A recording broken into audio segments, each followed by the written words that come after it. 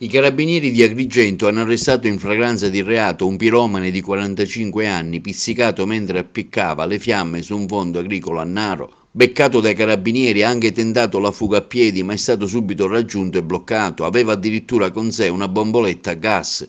Gli incendi nelle aree boschive rurali che hanno interessato la provincia agrigentina nelle ultime settimane sono in questo momento una delle priorità nel mirino dei numerosi pattugliamenti predisposti dal Comando Provinciale dei Carabinieri di Agrigento.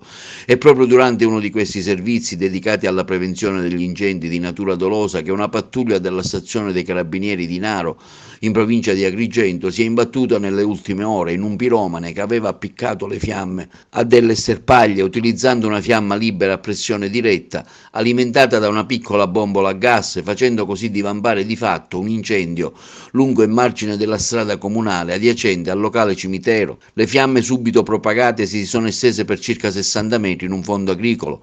I carabinieri, dopo aver stretto le manette ai polsi del piromane, si sono subito prodigati per spegnere le fiamme. L'intervento dei militari ha infatti evitato che l'incendio si potesse propagare ulteriormente nelle campagne circostanti, ricche di vegetazione e soprattutto caratterizzate dalla presenza di alcune abitazioni che avrebbero potuto correre non pochi pericoli. Con l'accusa di danneggiamento seguito da incendio, l'uomo, un insospettabile impiegato del luogo, è stato nell'immediatezza sottoposto agli arresti domiciliari su disposizione dell'autorità giudiziaria che ha anche convalidato l'arresto.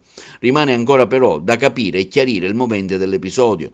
I servizi di prevenzione dei carabinieri continueranno per tutto il periodo estivo, con l'auspicio di ricevere tempestivamente eventuali segnalazioni al 112 o alla rete capillare delle stazioni dell'Arma dislocate in tutti i paesi della provincia. E proprio giorni addietro un vasto incendio aveva interessato il centro abitato a Naro e a tal proposito il sindaco della città, onorevole Maria Grazia Brandara, aveva invitato la cittadinanza a collaborare con le forze dell'ordine affinché si trovassero i piromani e ringraziato gli agenti e i vigili del fuoco intervenuti per il pronto e tempestivo intervento con cui si erano adoperati per il suo spegnimento e nel contempo aveva anche espresso solidarietà e vicinanza alla cooperativa lavoro e non solo, che aveva subito un incendio in un appezzamento di terreno da loro gestito.